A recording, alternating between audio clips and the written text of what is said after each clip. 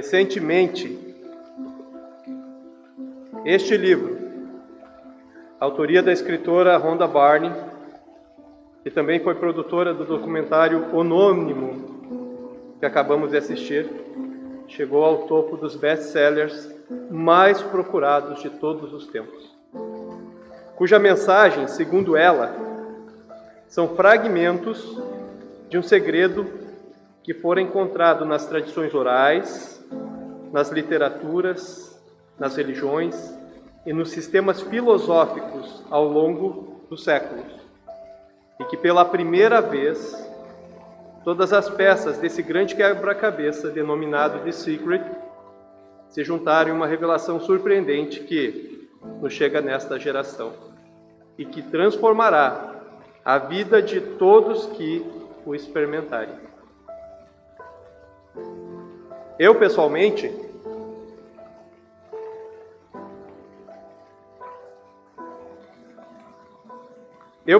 não sou muito adepto a essa categoria de livros, pelo fato deles excluírem a existência de Deus em sua ideologia, quântica. Mas, recentemente, em minhas horas de lazer, comecei a ler também de autoria de Rhonda Byrne, intitulado O Poder, cuja essência de seu conteúdo é apenas um resumo de O Segredo.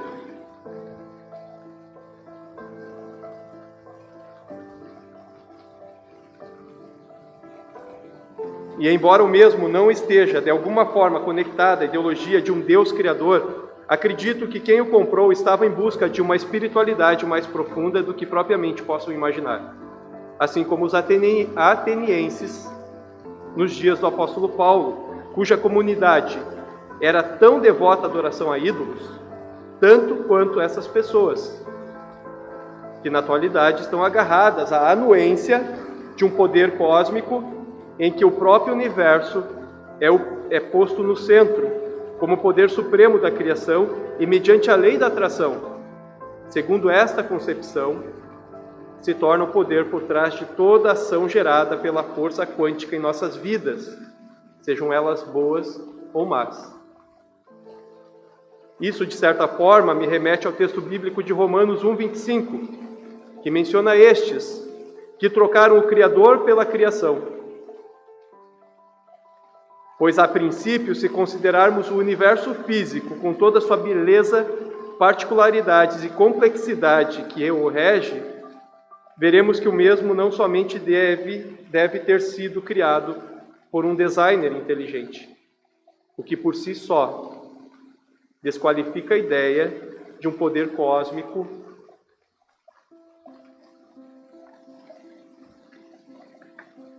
ser responsável pela nossa existência humana na Terra. Desculpa, pessoal, geralmente eu faço o discurso sem ler, mas como tem que ter a legenda ali, eu tenho que ler.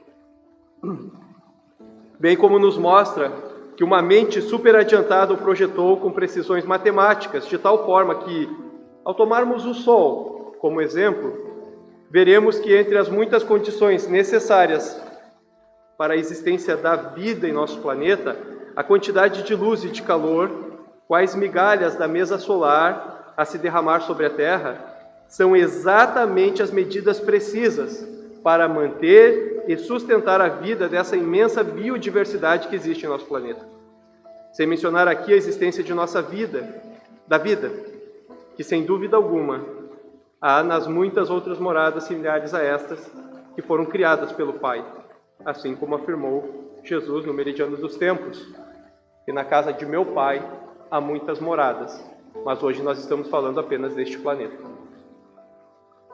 Ainda em relação a isso, a Terra se encontra precisamente a 150 milhões de quilômetros de distância do Sol, o que a faz se mover no espaço a uma velocidade de 107 mil quilômetros horários, cujo ritmo preciso corresponde exatamente ao que é necessário para contrabalançar a atração gravitacional do Sol e situar os seres humanos e tudo o que há sobre o solo, pedras, carros, edifícios, fixos ao chão. atraídos pelo que os cientistas denominam de força gravitacional ao centro da Terra. Todavia, caso o nosso planeta estivesse alguns metros a mais, ou alguns metros a menos, e alguns metros a mais, ou alguns metros a mais, seriam ou quentes ou gélidas demais para vivermos. E não haveria gravidade ideal para a vida na Terra. Que estupenda precisão matemática poderia ter sido criada por uma força cósmica sem haver uma mente inteligente por trás de tal projeção? Pense nisso como um relógio com ponteiros. Pois qualquer um deles, por mais simples que seja, requer um fabricante habilidoso, e mesmo que você coloque as centenas de pequenas engrenagens de um relógio de pulso em um recipiente fechado e através de uma força cósmica o agite por milhares e milhares de anos, você nunca irá obter desse recipiente um relógio precisamente montado, muito menos com suas funções exatas de tempo em operação. Se um relógio relativamente simples diante da complexidade do cosmos indica a existência de um fabricante com uma mente altamente capaz de criar suas pequenas engrenagens e depois montá-las e o tornar funcional, o que dizer de nosso sistema solar infinitamente mais complexo? E o que dizer da incrível galáxia em que vivemos, a Via Láctea, com seus mais de 100 bilhões de estrelas? Você já parou à noite para observar a Via Láctea? Pois embora existam bilhões de outras galáxias, além dela, nossos olhos não enxergam muito além da luz projetada por suas estrelas. Ou seja, nossa visão não vai além do que a Via Láctea nos permite ver. Isso por si só não o impressiona? Por milhares de anos, as pessoas reconheceram a existência de Deus enquanto contemplavam com admiração os céus estrelados. Aqueles que refletem sobre o que enxergam, muitas vezes ficam se perguntando exatamente o que existe lá. Como se acha organizado? Será que podemos descobrir como tudo isso teve início? As respostas a tais perguntas não ajudariam a determinar com maior exatidão de onde viemos? Por que estamos aqui? E para onde iremos depois desta vida? Consequentemente, ao refletir sobre nosso destino aqui nesse planeta, não somos levados a perguntar quem porventura teria projetado tudo isso? Já que é lógico concluir que nada disso poderia ter surgido por mero acaso, de uma explosão cósmica, não é mesmo? Em relação a isso, uma antiga parábola conta que um velho árabe orava com tanto fervor e dedicação antes de ir dormir, que o rico chefe da caravana na qual ele trabalhava resolveu chamá-lo para perguntar a razão de tamanha devoção. Como sabes que Deus existe? Lhe perguntou o chefe. Será que a ideia de Deus não foi uma criação do homem? O árabe, então, respeitosamente respondeu: Meu senhor, seguramente conheço a existência de nosso grande Pai Celestial pelos sinais que ele nos deixou. Como assim? Indagou o chefe intrigado. Não existe nenhum sinal de Deus nesta terra que comprove sua existência. Humildemente, o servo então perguntou: quando você recebe uma carta comercial de alguém que você nunca viu, como você reconhece que é um homem e não um chimpanzé que a escreveu? Ora, pela escrita, afirmou o chefe, visto que pela lógica, somente um homem pode escrever uma carta. E quando o senhor recebe uma joia esmerada, como sabe quem a fez? Ou se de fato ela foi feita por alguém? Por causa da marca do ourives, afirmou o chefe. E porque, dada a lógica, novamente, uma joia meticulosa precisa ser trabalhada por algum artesão. E quando houve passos de animais ao redor da tenda, como sabe, no dia seguinte, se houve deveras algum animal por ali? Pelos rastros das pegadas, respondeu o chefe, surpreendido com o questionamento. Todavia, para esclarecer o assunto, o velho árabe o convidou a ir com ele para fora de sua tenda e mostrou-lhe o céu estrelado, sob o deserto, onde as estrelas são mais brilhantes.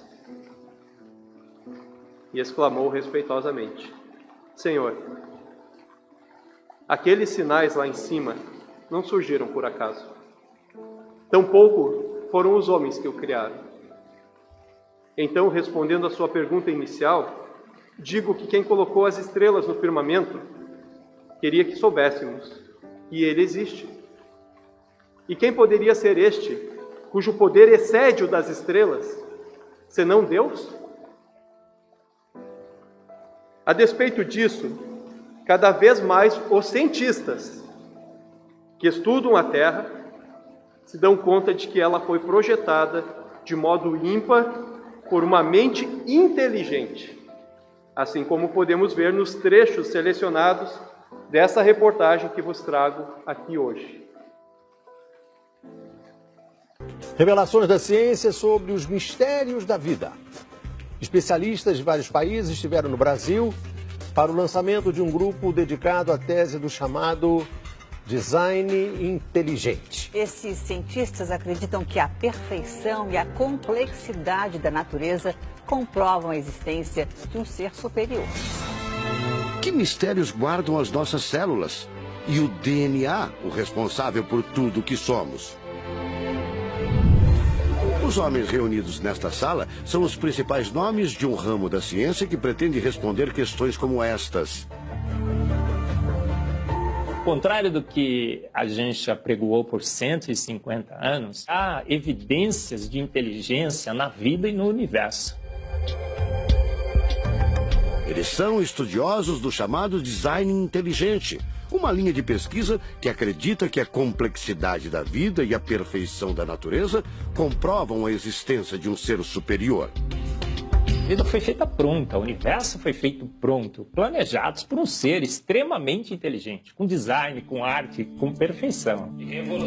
Marcos Eberlin coordena o Núcleo de Pesquisa em Ciência, Fé e Sociedade, recém-inaugurado por uma das maiores universidades de São Paulo, em parceria com instituições americanas. Outro defensor do design inteligente é o doutor em bioquímica e professor americano Michael Behe.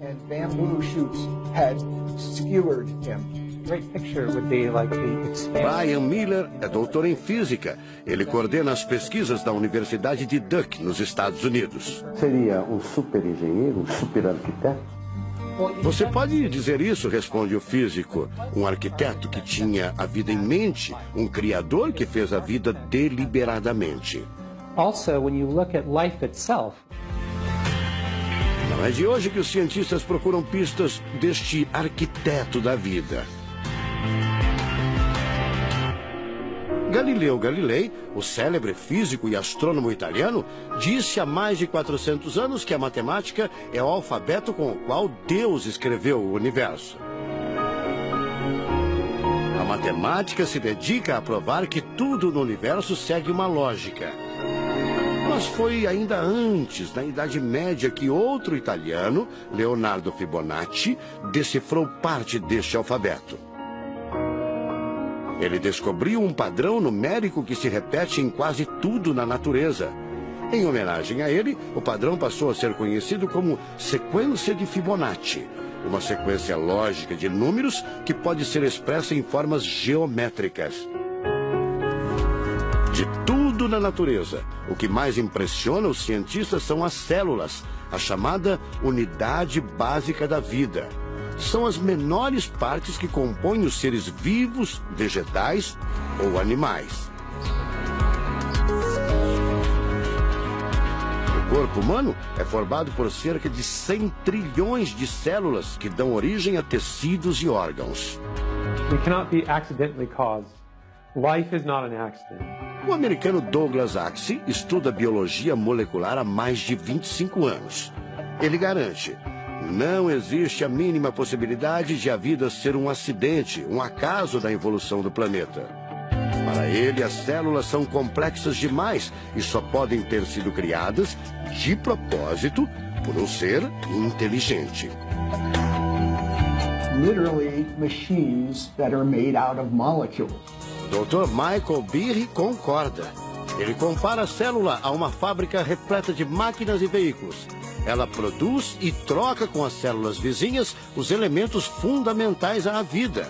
Tudo coordenado por uma espécie de computador central, o chamado DNA. Você já deve ter ouvido falar dele. O DNA é um conjunto de informações genéticas que definem as características dos seres vivos. Entre os humanos é o DNA que informa o sexo, a cor da pele e do cabelo e o formato do rosto, entre outras coisas. São 6 bilhões de informações condensadas numa estrutura microscópica extremamente eficiente. O presidente da Sociedade Brasileira do Design Inteligente considera o DNA o mais avançado código de que se tem notícia. A gente tem a molécula de DNA como um modelo. Por quê? Porque quando a gente descobriu essa molécula, a gente viu que é uma molécula fantástica, maravilhosa. E ali evidências e mais evidências de que uma mente inteligente projetou a vida. Porque é o software da vida. E esse software tem o quê? Tem ali um código. E a gente sabe que códigos emanam de mentes inteligentes.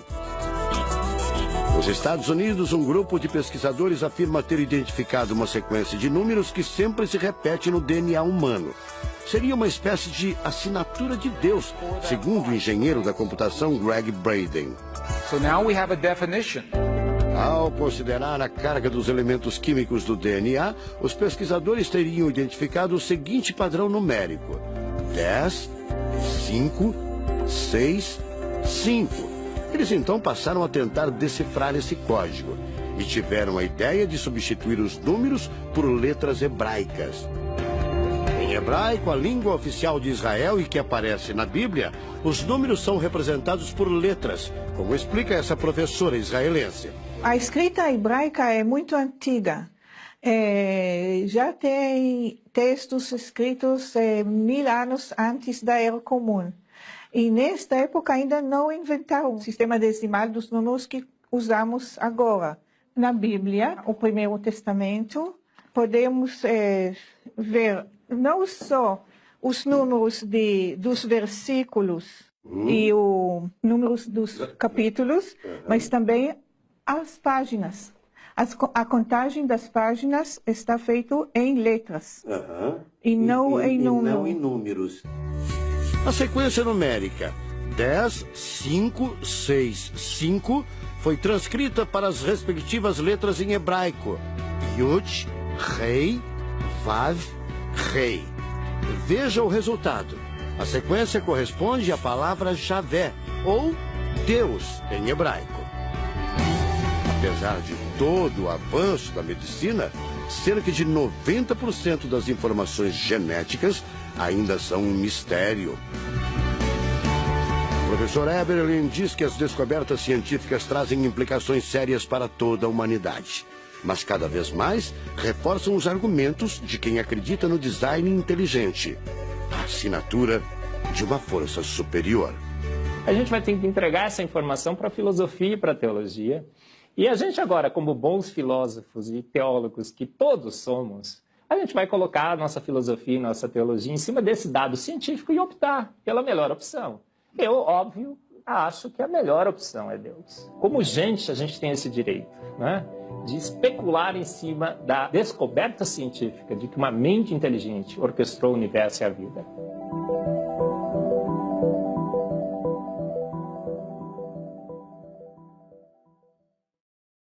Voltando agora ao contexto dos dias de Paulo, enquanto ele caminhava pelas ruas de Atenas, mesmo que decepcionado com a idolatria dos gregos daquela cidade, aos ídolos pagãos, ainda assim ele encontrou em meio àquele povo algo que o encorajou.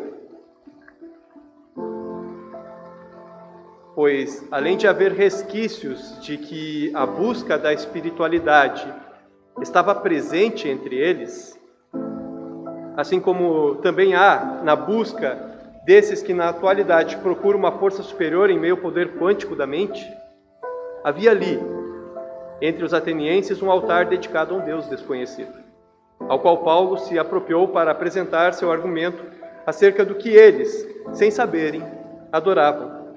E aproveitando a oportunidade, apresentou a eles o Deus que fez o mundo e todas as coisas nele. Este Deus desconhecido, afirmou Paulo aos gregos de Atenas, não necessitava de nada, porque Ele mesmo dá a todos a vida, o fôlego e todas as coisas. Este Deus, Paulo prosseguiu dizendo, fez de um só homem toda a nação dos homens para morarem sobre a superfície inteira da terra. E salientou que é por meio desse Deus que temos vida, nos movemos e existimos. Assim como até mesmo disseram certos poetas gregos entre eles, pois nós também somos progenie divina. Ao abrir a Bíblia no livro de Atos, capítulo 17, versículos 22 ao 23, encontramos o desfecho dessa passagem que diz: Então Paulo ficou em pé no meio do Areópago e disse: Homens de Atenas, eu percebo que em todas as coisas sois supersticiosos, pois eu, passando e vendo a vossa devoção, encontrei um altar no qual estava escrito: Para o Deus desconhecido. Este, portanto, ao qual reverenciais sem conhecer, é o que vos declaro hoje. Bem, de forma equivalente ao ministério de Paulo, eu, o profeta Berger, neste período meridiano da dispensação da plenitude dos tempos, vos anuncio em conexão com o livro selado, o verdadeiro segredo.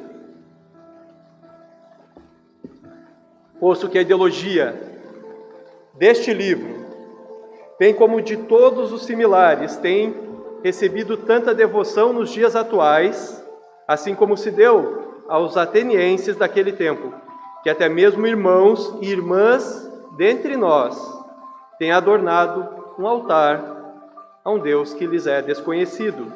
E assim como asseverou este apóstolo de Cristo entre os gregos da cidade de Atenas em seus dias, eu digo a esta geração aqui hoje: o que vocês adoram, apesar de não o conhecerem, eu vos anuncio. Pois eu, Maurício Arthur Berger, tendo por base os ensinamentos delineados no livro selado e nas demais obras padrão de nossa fé, sustento que o segredo é um princípio ordenado por Deus e que cada um de nós pode tomar sobre si, mediante conhecimento, aplicação do mesmo em nossas vidas, mas que, ao contrário do que supõe a maioria das pessoas que leram os livros de Rhonda Byrne, não tem nada a ver com o poder do pensamento.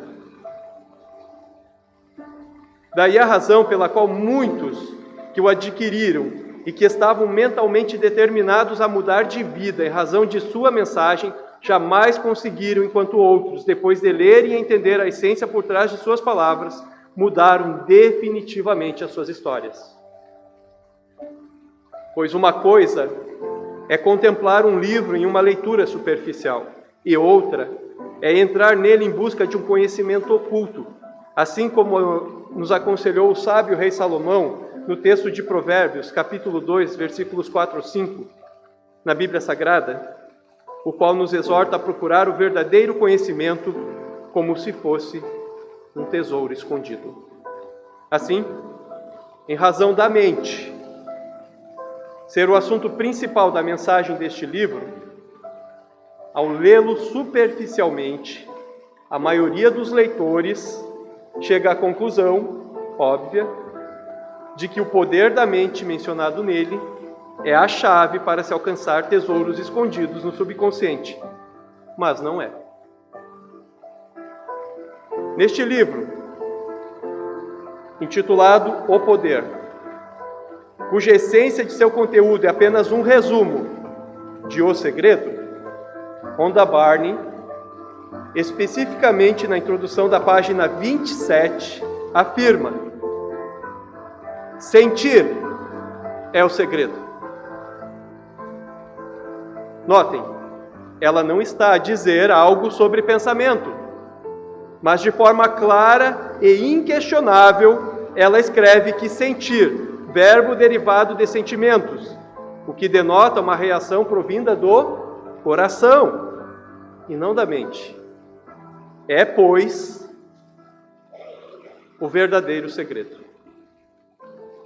Em uma busca no Google sobre Rhonda Byrne, encontrei na página do Wikipedia, alguém me corrige se eu falei errado. O Wikipedia? Ok, obrigado. Sobre o tópico O Segredo, a seguinte informação. O que muitas pessoas deixam passar despercebido no filme The Secret, está lá no site, é que, na verdade, o que importa mesmo não são os pensamentos, e sim os sentimentos. Ou seja, a própria Wikipedia, que é um site que resume o perfil de Rhonda Byrne em seu best-seller, The Secret, menciona claramente que as pessoas perdem esse fato quando leem sua mensagem, que o que realmente importa são seus sentimentos. Já na página 28 deste livro, sobre o título Seus sentimentos são combustíveis, lemos no primeiro parágrafo o seguinte: seus pensamentos não têm poder sem os seus sentimentos. Vocês percebem agora o que Rhonda Byrne realmente descobriu ao encontrar fragmentos do segredo nas grandes personalidades da história? Que todos os sentimentos são deveras as chaves de todas as realizações ou a falta delas. Por fim, para corroborar com tudo isso que acabei de vos relatar sobre este poder onipotente que muitos adoram sem conhecer, ainda no parágrafo 1 do capítulo 28 deste livro, Rhonda Byrne encerra com as seguintes palavras: é o que você sente que importa. Isso não é diferente de tudo que você compreendia deste livro até então? Bem, para que não haja dúvidas em relação a tudo que vos disse até agora e que atesto estar ligado ao livro selado, vamos voltar ao princípio. Antes mesmo do Grande Egito, que foi até onde a Rhonda Byrne mapeou o segredo, e vamos compreender definitivamente o que é e quando o segredo passou a ser ocultado da grande maioria e por que se chegou a isso. No livro selado, ao ler o registro de Moisés, capítulo 1, podemos ver quando tudo começou e o que aconteceu há milhares de anos atrás, que nos fez perder a capacidade de usar esses dons de Deus inerentes em nós. No versículo 1 do livro de Moisés, capítulo 7, diz o seguinte: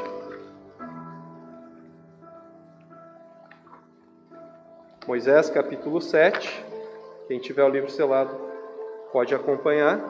Versículo 1, está escrito: após o dilúvio, toda a terra ainda era da mesma língua e dialeto.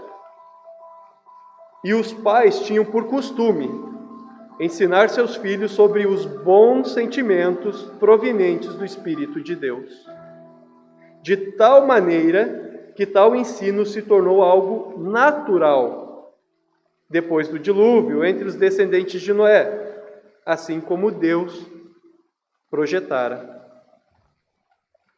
Ou seja, os dons que advêm dos bons sentimentos foram algo ensinado aos filhos e transmitidos de pai para filho ao longo das gerações que vieram dos filhos de Noé. Mas então, no versículo 2, vemos Nimrod, sob influência dos maus sentimentos, que são dons no coração dos homens do lado oposto de Deus. São dons malignos, sentimentos do mal.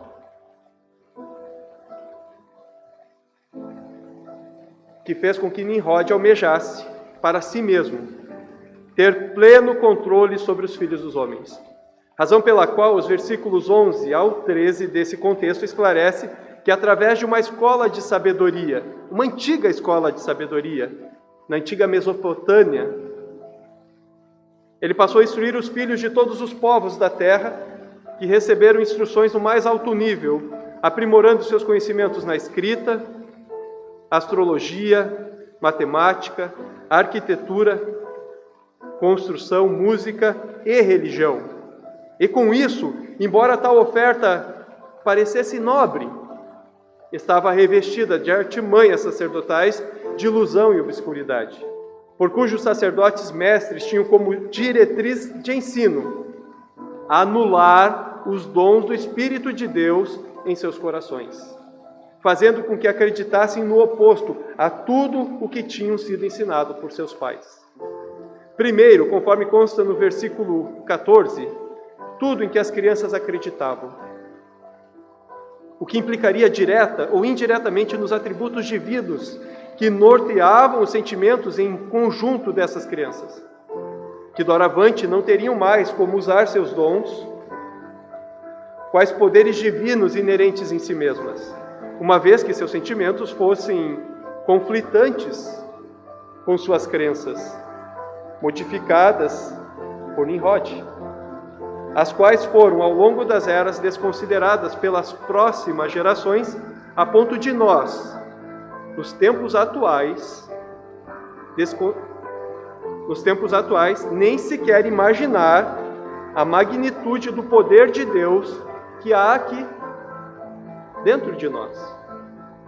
Daí a razão do versículo 9 dizer: ele, Nimrod e seus confederados, espalharam essas artimanhas sacerdotais pela terra, com a finalidade de manter o controle absoluto dos filhos dos homens, enquanto Nimrod tornava-se o senhor deste grande segredo. Por fim, temos de ponderar sobre o versículo 14, em específico no contexto que diz: tudo em que as crianças acreditavam, infalivelmente, seria atribuído ao poder do mal. É aquele velho contexto. Você pega um evangélico e diz: transfere esse livro para cá. Ele vai dizer: isso não é possível. E se acontecer, é porque é poder do diabo, é do mal. Mas isso exerce fé, e a fé exerce ação. Desculpa, Tiago, saí do script. Então não tem nada de mal. O mal foi propagado ao longo das eras para nos impedir de exercer o poder que há em nós. Vou retomar. Em relação a isso, pense que desde os primórdios da criação, os próprios homens carregavam em seus sentimentos o dom do milagre, da cura, e outros correspondentes ao que sentiam e que seriam incompreensíveis se realizados por alguém hoje. Como, por exemplo, mover uma pedra de um lugar para outro, fazendo-a levitar, por maior que fosse. Desde que o poder desde que o poder, não da mente, mas da fé, que segundo o livro selado são a soma de todos os sentimentos de confiabilidade que os homens carregavam em seus corações naquele tempo, sem terem um pingo de dúvida ou medo, de que vou retomar, desculpa, eu não sou bom de leitura. Vou retomar aqui. Fazendo-a levitar por maior que fosse, desde que o poder, não da mente, mas da fé, que são a soma de todos os sentimentos de confiabilidade que os homens ainda carregavam em seus corações naquele tempo, sem terem um pingo de dúvida ou medo de que, de alguma forma, poderia ser impossível praticar a levitação de objetos, como é para nós, em meio a esses grilhões intelectuais que tendem a encarcerar nossos sentimentos e que nos impedem de agir por esses dons divinos nos dias de hoje. Vou repetir essa parte, tá? Minha visão já está turva aqui em relação às letras, mas essa parte é importante. Por favor, Tiago, repõe essa parte, tá? Diz assim: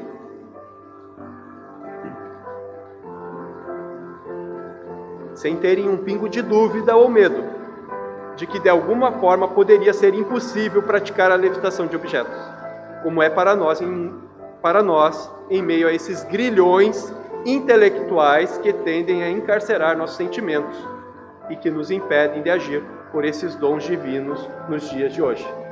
Vou fugir do script só para fazer essa colocação. Quem aqui, por medo, deixa de fazer ou realizar os seus sonhos? Quase todos.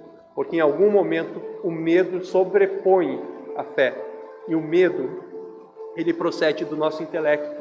É aquilo que faz nós raciocinarmos em relação ao que nós queremos. E daí, por raciocinar, logicamente, eu não vou ultrapassar o limite que pode me prejudicar. Retomando. Desculpa.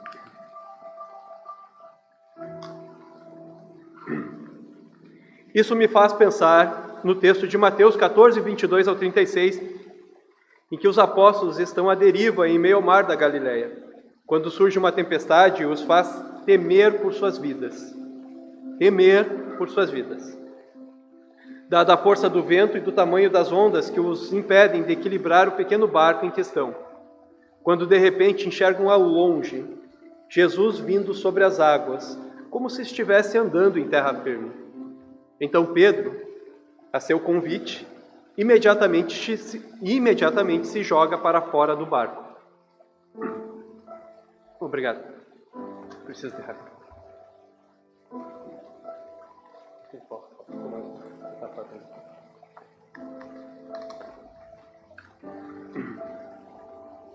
Vou só encenar a cena fora do script. Os apóstolos estavam no meio do mar da Galileia, atravessando uma margem a outra quando vem uma tempestade.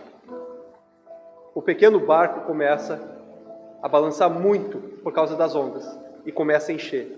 Inevitavelmente o medo toma conta deles, porque logicamente a mente deles está indicando que eles vão afundar e morrer afogados.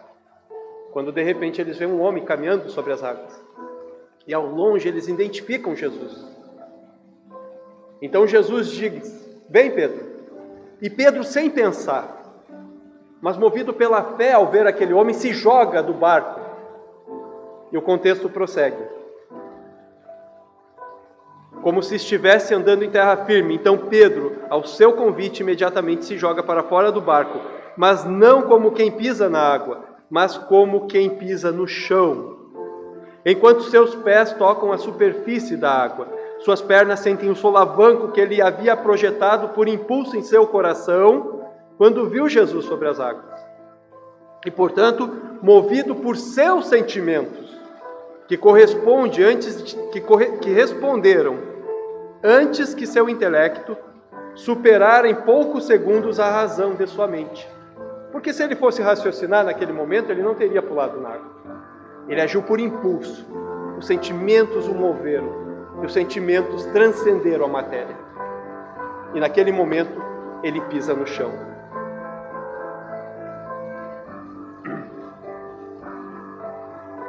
E o que aconteceu nos segundos seguintes com Pedro? O que aconteceu nos segundos seguintes é uma indicação clara de que fomos condicionados de alguma forma ao longo dos tempos a acreditar que somos limitados em algumas coisas, quando na verdade Jesus disse que nada é impossível para aquele que crê. Nada é impossível. Segundos depois de colocar os pés na água, como se estivesse sobre a rocha, ao sentir o vento e ao quebrar das ondas ao seu redor, Pedro recupera os sentidos naturais da percepção humana e logo, mesmo que inconscientemente, cria uma barreira ao que ele está experimentando em seu coração. E, portanto, sua mente sabota seus sentimentos. Ao classificar aquele episódio como uma impossibilidade em suas crenças manipuladas pelos preceitos de Nimrod, os quais foram passados de pai para filho através dos tempos, de forma que Pedro começou a afundar, Jesus lhe estende a mão para resgatá-lo e pergunta: por que cedeste à dúvida, ó homem de pouca fé?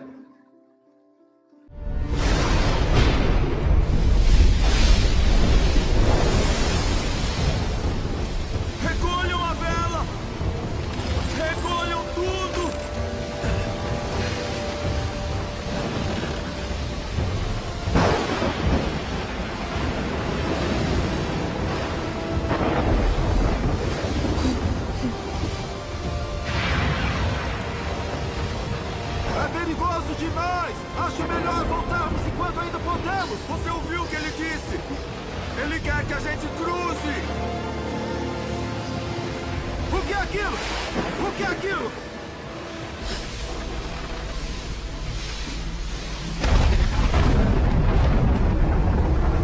É um fantasma! Não, Tomé! É Jesus! Ele é o Messias! Pedro!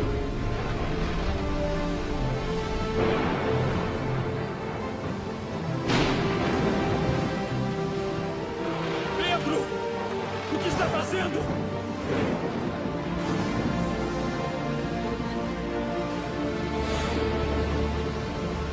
Não tenha medo. Venha.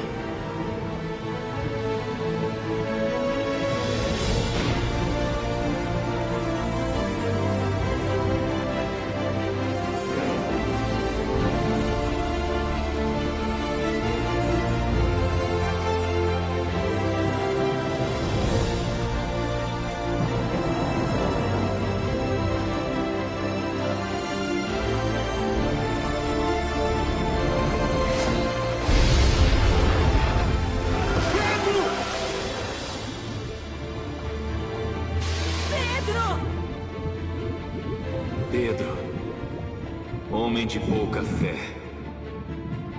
por que duvidou? A Bíblia diz: o temor do homem virá sobre ele.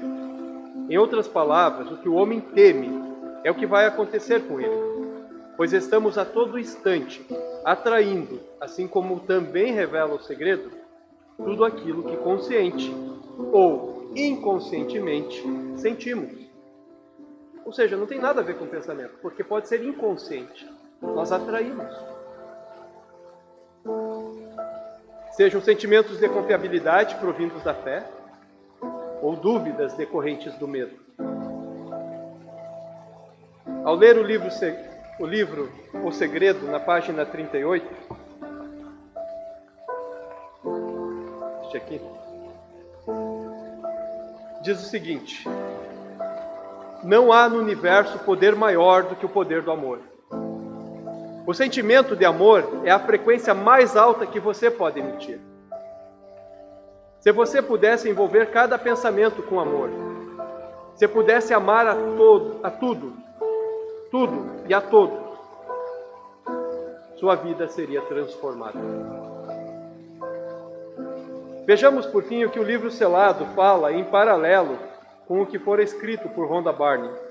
Vejamos o livro de Moisés, capítulo 5, versículo 31 ao 32.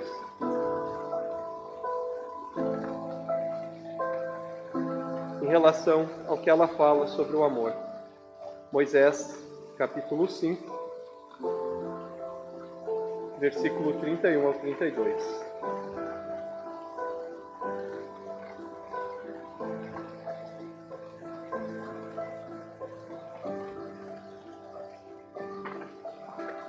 Diz assim: